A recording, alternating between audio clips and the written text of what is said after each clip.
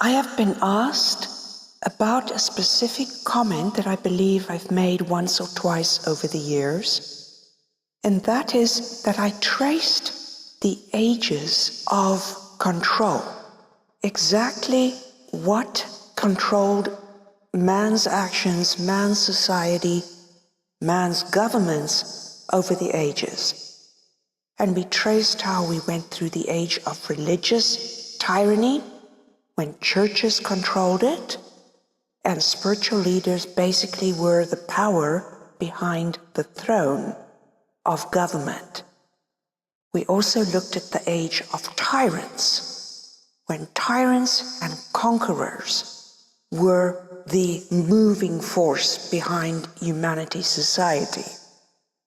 We then said, and actually the order is, at first was the tyrants, then came the religions, and then I said that after that came the bankers, and that we were still in the age of control of bankers. And I've been asked to elaborate on this. My beloved brothers and sisters, you have no idea to which extent bankers control the world. For instance, they bankrupt countries. Officially, since the Great Depression, America is bankrupt. But of course it was bailed out by the world banks. And so the banks basically own it.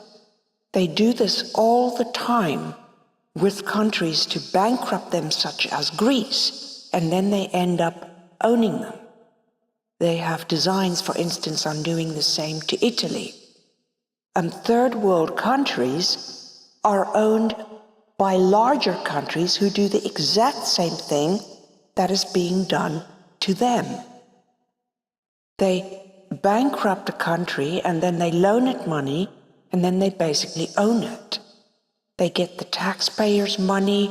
It's a source of revenue for them. So the bankers definitely own so much of the world we cannot believe it. And this was necessary for them to make countries go off the gold standard to be able to get their full control. When money thrives, bankers are behind it. When it falls, bankers are behind it. All of it is just to get more and more power, control, and money. So that is where we are. So the point is, what, as the true force of governing the earth, the sacred government of the holy ones, can we do through self-government to break this incredible tyranny that has caused such immense hardship to people of many different countries?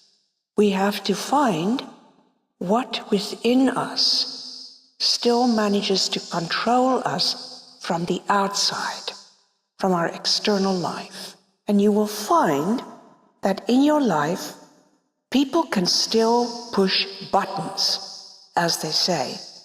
In other words, they can still get you upset, they can still get you hurt, they can still get you irritated, they can get you depressed, they can get you sad, they can get you feeling good about yourself, and they can get you feeling bad about yourself. All these is to give permission in a disempowering way to others to affect your life.